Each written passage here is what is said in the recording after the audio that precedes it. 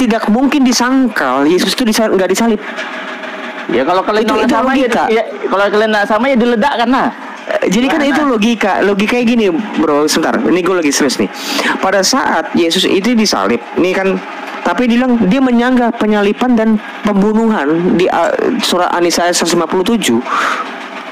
Kalau misalnya ini orang An-Nisa 157 itu membicarakan tokoh yang berbeda di dalam Alkitab, itu jadi nggak mungkin. Karena ini bentuk An-Nisa 157 itu adalah bentuk penegasian Yesus itu juga disalib. Nah, bentar lu bang. Yesus itu disalib. Dokumen pertama itu yang menyatakan Yesus disalib itu ya Alkitab, kitab Injil yang kami pegang minimal. Berarti asumsinya memang menurut orang Islam Isa dan Yesus itu adalah tokoh yang sama. Nah, tapi bukan itu permasalahan gue. Itu fine-fine aja, itu tentang iman. Tapi permasalahan gue seperti ini. Pada saat Yesus itu disebut lahir di palungan, ya, di kandang domba ya, atau di palungan, itu nanti gue bisa jelaskan panjang lebar. Tapi di dalam Islam itu disebut beliau dilahirkan di pohon kurma, misalnya, atau gimana. Kira-kira si pemalsu ini itu harus dipalsukan dong. Satunya di palungan, satunya di mana? Di pohon kurma kan? Gitu kan kira-kira gitu. Iya. Kira-kira apa keuntungan yang dia dapat sehingga beliau orang-orang si pemalsu ini harus memasukkan Yesus itu yang harusnya di kandang domba jadi di pohon kurma. Yang harusnya di pohon kurma jadi di kandang domba. Apa keuntungan yang dia dapat? Sebelum kita bicara keuntungan, kita tolong bicaranya tentang ini dong. Salah salin, salah catat itu bisa juga terjadi, ya kan? Jika disengaja berarti pemalsuan. Nah, lalu kan terjadi bisa dihubungkan dengan motif ekonomi dan kekuasaan dan popularitas, kan begitu. Nggak gini. Kalau yang dari analogi gua kayak gini, Yon. Lu itu Nasrani ortodok ya, Yon? Kristen bukan Nasrani, Pak. Nasrani itu tuh adalah sekte dari Yahudi. Dengar dulu. Nasrani itu, Netsorim itu tuh adalah sekte Yahudi. Nasrani itu sesat, musuh umat Islam sampai Yahudi. Nah, yang dibahas di Al-Quran itu Nasrani, Yon, bukan Kristen. Lah, berarti lu bukan ngomongin gua. Makanya jangan baper. Ya, makanya lu jangan baper kalau sama gua. Kalau sama dia orang ya nggak apa-apa. Dia orang ngomongin lu. Muslim STUTPI ini gua minta maaf. Ini salah bro. Bener. Netsorim itu adalah sekte Yahudi, betul. Tapi kalau lu bilang salah sasaran, enggak juga. Kenapa? Karena yang Yahudi itu nggak pasti menolak. Coba si Friedrich orang Yahudi. Dengar dulu. Yahudi itu menolak dia menyalibkan Yesus. Iya. Dan membunuh Yesus, menolak. Gini ya. Orang Nasrani itu udah jadi orang Islam semuanya. Nah, lalu di zaman awal peradaban Islam tuh, Kristen tuh peradabannya sangat maju, indah dan menggiurkan untuk ditaklukkan, dijajah.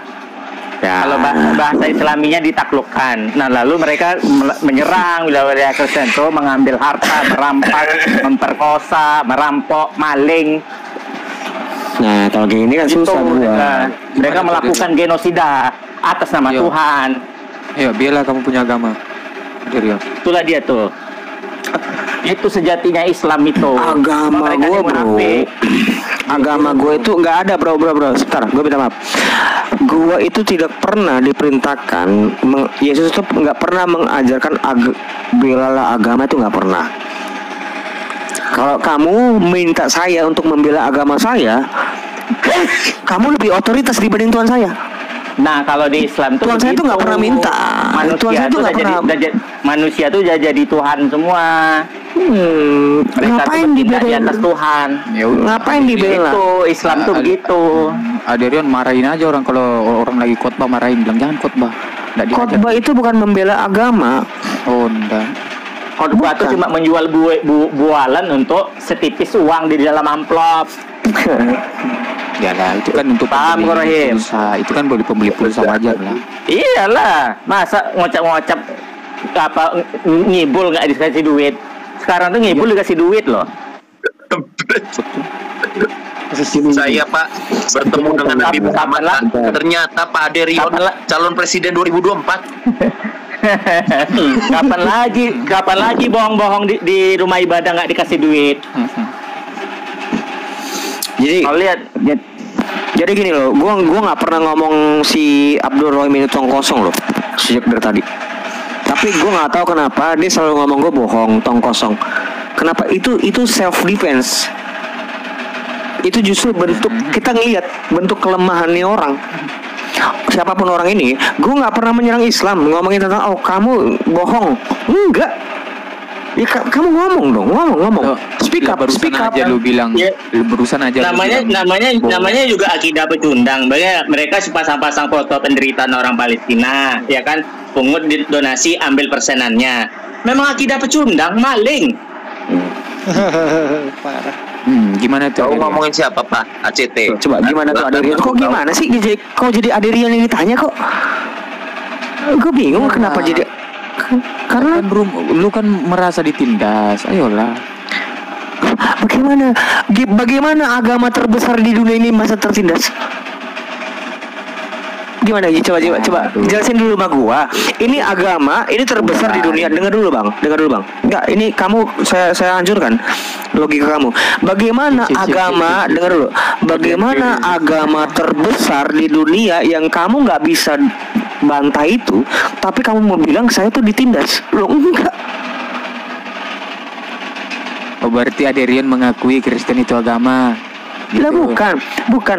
Kalau dalam mindset memang bukan Chris. Gini loh bang, yang ngomongin Kristen itu agama cuma di Indonesia.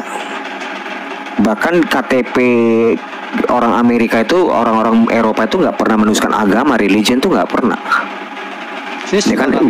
Dulu aku jadi kan itulah karena gue berbicara sama orang Indonesia, gue menggunakan mindset orang Indonesia gitu loh. Berarti Kristen tidak diakui di Eropa ya?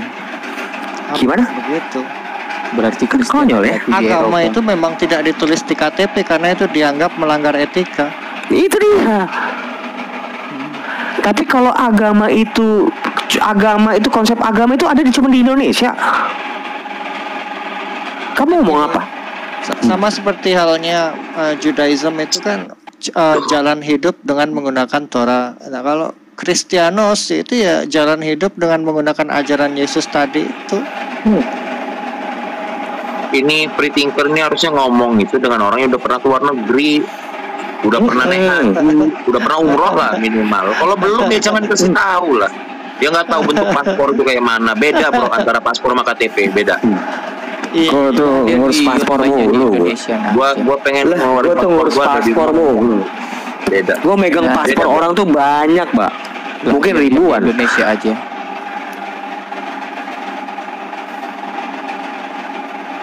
Coba lihat ya, di bawah ada orang ngomong, kapan kau debat sama Zuma?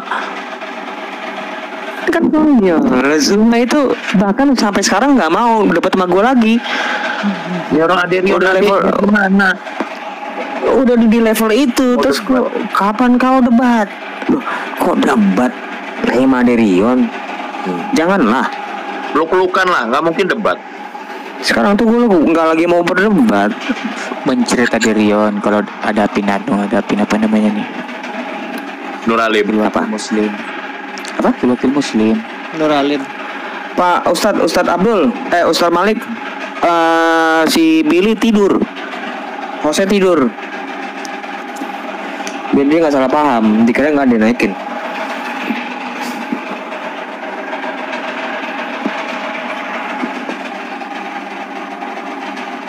Gimana nih Aderian? Mau lanjut atau mau tidur? Kamu lanjutin apa sih dari tadi? Enggak, kamu dari tadi tuh ngomong apa gitu loh? Kalau kita lihat dulu dari Muslimnya ini. Tadi persamaan antara Isa Kemudian kalau ceritanya baru oknumnya tentang Isa dan Yesus ini. Apa mau dilihat dari oknumnya, ceritanya atau kisahnya ini? Jadi tadi itu dari kekristenan. Nah sekarang Muslim gimana? Bang Jordan, itu menurut gue text time itu pasti beda. Itu pasti beda.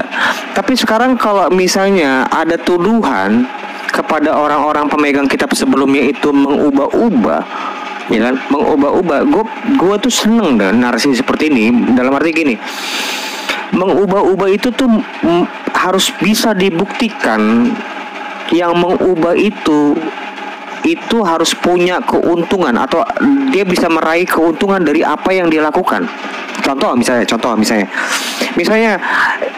pihak Yahudi dituduh mengubah-ubah kitab Taurat, tapi mereka menulis. Dengar dulu bang, biar lu ngerti maksud gue kemana arahnya bang. Oke. Pada saat Yahudi dituduh mengubah-ubah kitab Taurat dan memang itu narasinya di dalam Al-Quran, kamu jangan ngelak. Oke. Jadi jangan, itu kita nggak perlu berdebat lagi. Kalau pada saat orang Yahudi dituduh mengubah-ubah Taurat, tapi orang Yahudi tetap menuliskan bahwa Daud berzina, Musa membunuh, Nuh pernah dalam keadaan mabuk disetubuhi sama anaknya. Kira-kira keuntungan apa yang dia dapat? Apa? Kalau saya, kalau dengar dulu, bukan Bible saya, bukan di Bible saya doang, di Bible-nya siapa namanya, host Bang Billy. Coba Bang Billy ngomong, Bang Billy, come on, Bang Billy, Bill. Free thinker. Ada free thinker nih, ngerti juga. Free thinker. Pernah nggak lu lihat Daud itu? Dengar dulu, bukan propaganda. Pernah nggak lu lihat di dalam Alkitab, kitab tanah, ya, Daud itu tidak berzina, pernah nggak? Daud kan berzina? Tidak, kan ceritanya dia ngambil istri orang kan? Iya, berzina bener nggak? Gimana sih kamu yang konsep zina itu beda. Konsep zina di dalam Torah itu bentar lu bang, belum dianggap zina di dalam Torah itu sebetulnya kalau mencuri istri orang atau mengambil. Oke, baik. Oke, kita ubah. Sekarang kita ubah. Pada saat Nuh ya, pada saat keadaan mabok, Nuh atau Lot, Nuh, dia itu disetubuhi sama anaknya, benar atau enggak? Ada nggak di dalam tanah? Cerita Lot ada. Lot. Benar. Ada. Benar nggak? Benar atau enggak? Nah, sekarang mungkin nggak orang yang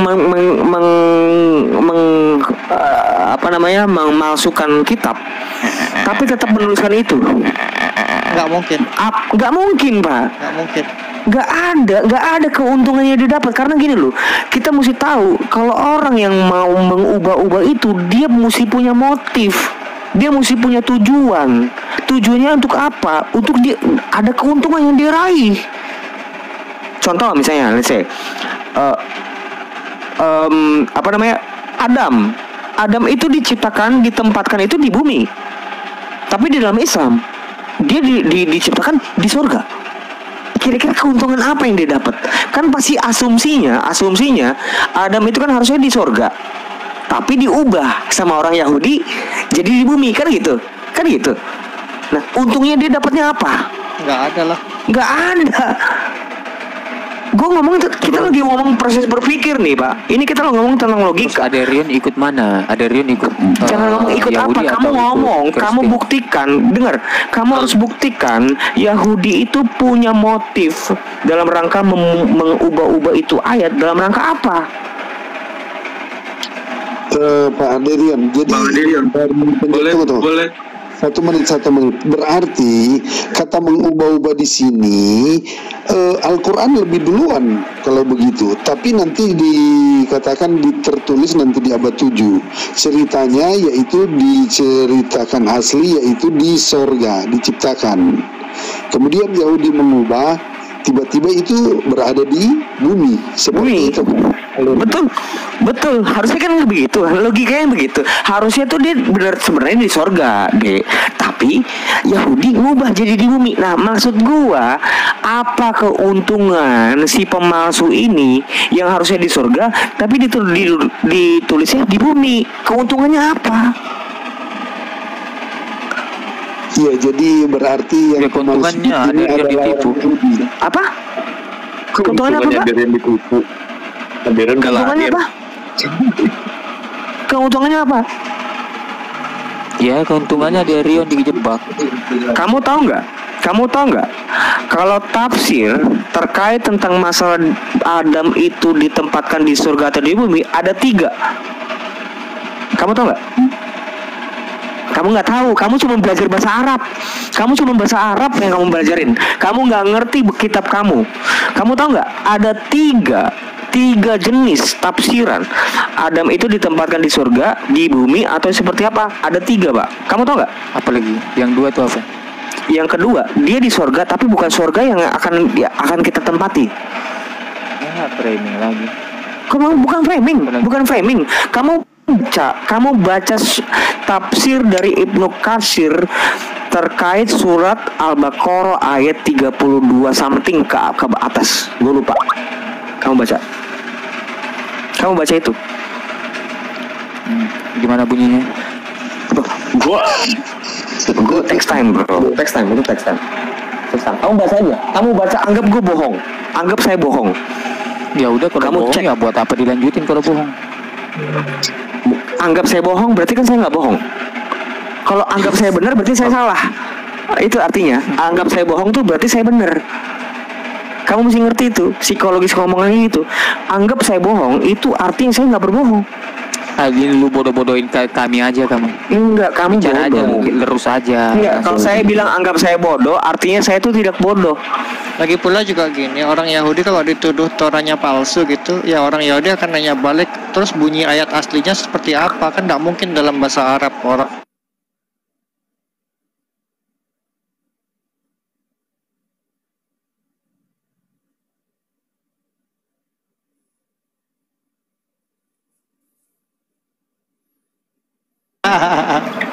Ada dia gini, adakah Pak Ishak, adakah Daud masuk kategori kitab Torah?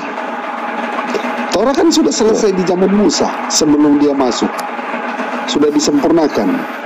Musa, jadi gini, Daud itu sudah berada di katakanlah masa kejayaan Israel, tetapi Musa belum sampai, tapi Torah itu sudah sempurna.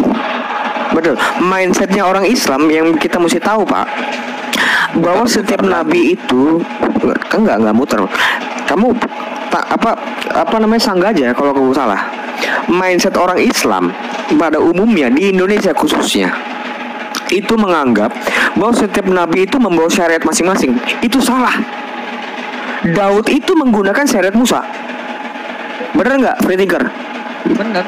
Jadi 55 nabi yang ada di tanah itu hanya mengembalikan orang kepada Torah.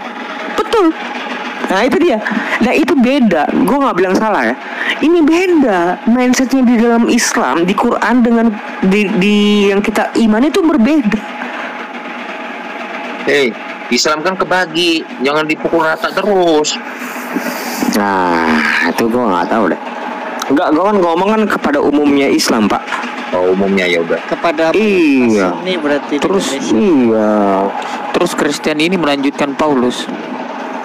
Paulus lagi. Dia kan mereka tuh nggak apa ya, pada umumnya tuh Tuhan mereka lo siapa Yon? Paulus apa Yesus Yon? Jawab yang jujur. 1 Korintus 8 ayat 6 jelas lah, nggak mungkin Paulus. Tai lo Aderion, bacain aja langsung. Gue nggak pernah nyebut tai lo. Gue nggak pernah nyebut tai malu. Gue nggak pernah nyebut lu salah. Lah barusan aja lu sebut tai. Rahmatan lil alamin, masa ngomongnya tai. Iya. Barusan aja Derion bilang tai. Apa tuh? Tai apa? Tadi lu. Nah itu bantu Apa? lu. Aduh. Kan nggak ada ngatain orang pakai tai kan? Nggak ada, gua Bilang gitu. nggak bilang gitu. Iya. Sekarang Derion ikut siapa nih? Paulus atau Lukas? Loh. Gini loh, ini sulit loh. Kalau jadi gue tuh sulit loh. Paulus atau Lukas? Pak, gue itu kalau lo sebut kayak gitu ngikutin Paulus atau Lukas, gue ngikutin tentang apa yang ajar mereka. Karena gini, ini gue matis. Oke, Tadi katanya nabi-nabi sebelumnya menyempurnakan ajaran nabi sebelumnya. Ini kok lain ya? Waduh, dia cara ngomongnya begini aja gue udah tahu nih. Kalau cara ngomong kayak gini tuh, ini yang sulit tuh gue loh. Kalau cara orang ngomong kayak gini, yang sulit itu saya, bukan kamu. Kamu